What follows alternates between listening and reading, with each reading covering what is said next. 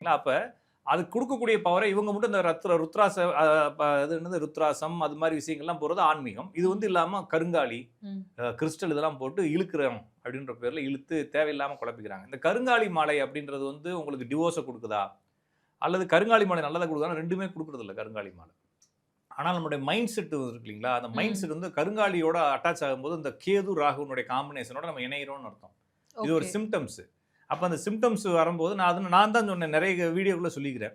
அது போட்டு பாரு கொஞ்ச நாள்ல எல்லாம் டிவோர்ஸ் ஆயிருவாங்கன்னு சொன்னேன். கடைசில எல்லாம் டிவோர்ஸ் ஆயி நிக்குதுங்க. ஓகேங்களா? அப்ப ஓஹோ! போட்டு நீங்க டிவோர்ஸ் ஆகாதீங்கடான்னு சொல்லியிருந்தேன். நெறைய பேர் என் ஃப்ரெண்ட் போட்டிருந்தவங்கலாம் கழட்டிட்டாங்க நெறைய பேர். ம். அப்ப நெகட்டிவ் அப்படின்றது கருங்காலி மாலை குடுக்கல.